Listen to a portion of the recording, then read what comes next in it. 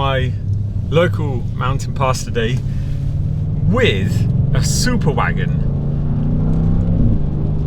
So Audi delivered this to me yesterday for the next 2 weeks. This shall be my daily driver. This is the Audi RS6 GT. 660 will be made, no more. This is number 173 to be exact. So I thought today go out on a nice winter coffee run. It is a miserable winter day, raining, sadly not snowing, maybe at the top. But what a car to have on a day like today.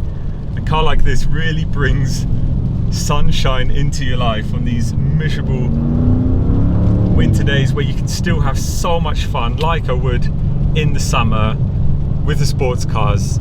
This is a car for everything. So I'm assuming that this is the last hurrah from Audi for the RS6 before it goes fully electric, which I hope it doesn't.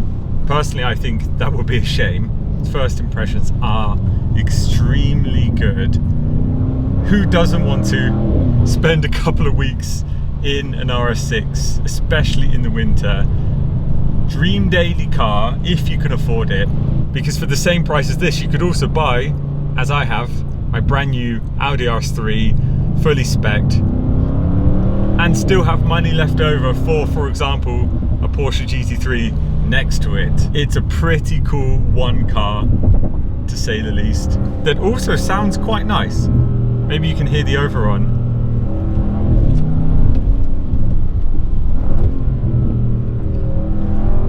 Really not a bad sound at all. The V8 in this has always been legendary.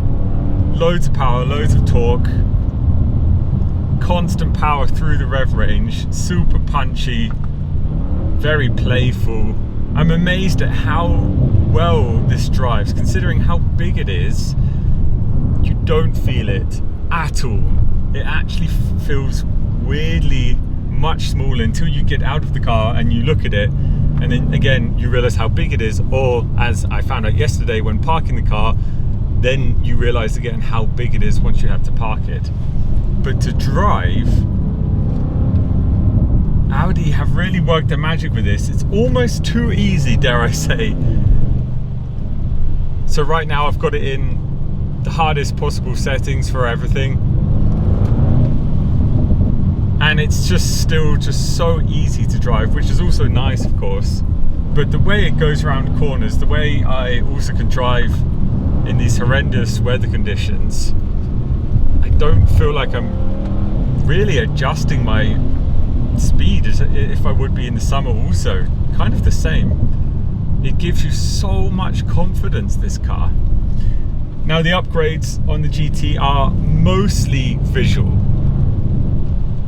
The power is the same as the RS6 Performance, I think 620 horsepower, so no engine power upgrades, which I think a lot of people were slightly shocked by, that maybe it should have had a little something. So the majority really is just visual. I say just because it actually looks fantastic. I think it's quite a big visual upgrade. Full carbon fiber bonnet now, which I think is a first from Audi. Also, the front fenders are in carbon fiber. They have these super cool air intakes on the side. Keep the brakes nice and cool. Let all of the hot air out, the huge ceramics. So it gives it this flared look at the front. Also the wing on the back. All of these details like the small double wing, hinting to the famous Audi 90 IMSA race car, which is where the livery also comes from. Performance upgrades though, it does now come with adjustable coilover suspension, which for me is a massive win. This was always a highlight for me with the Porsche GT3. So it's already sitting a bit lower than the RS6 Performance from factory, but now with the adjustable suspension you can set it up even lower, a bit more aggressive. And for me personally, I love a low RS6. it does look ridiculously cool. So we're now approaching my exhaust test wall. Not sure what to expect. Let's give it a go. Flat down.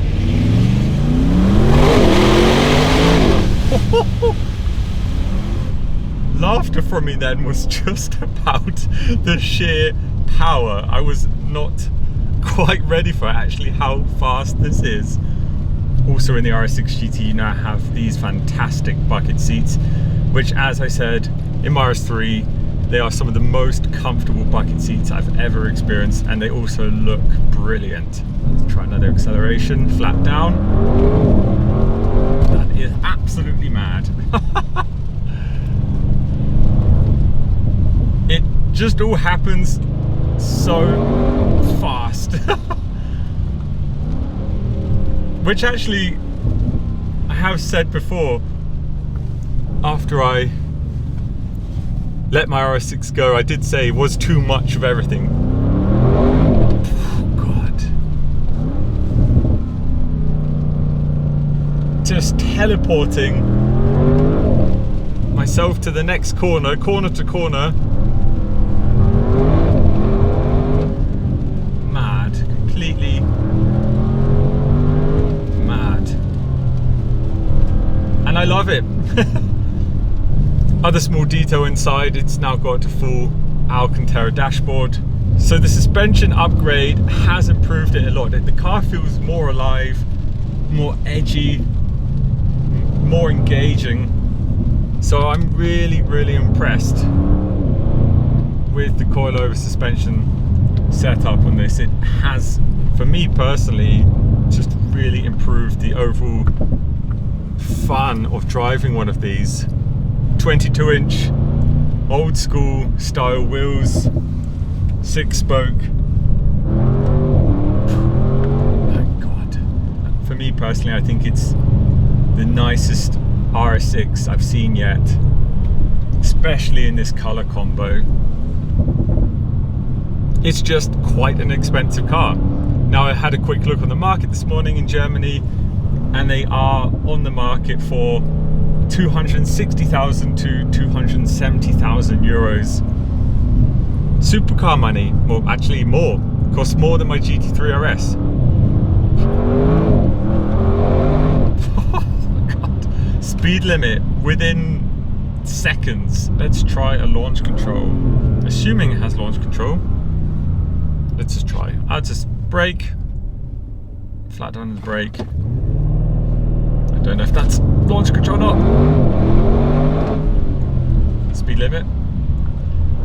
Don't know if that was launch control, to be honest. So after that super nice morning drive on a miserable day, but in an incredible car, I think it's time to head back and get a well